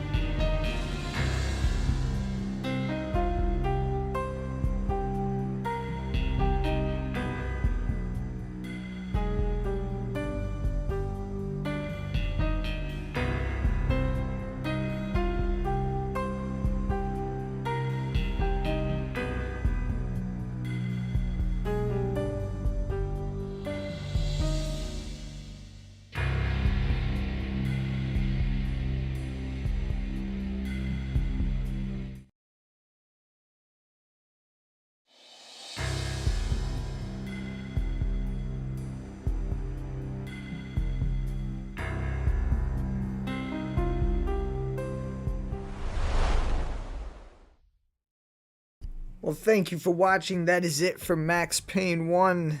Until next time, I am the king of the 603 HQ. Boosh!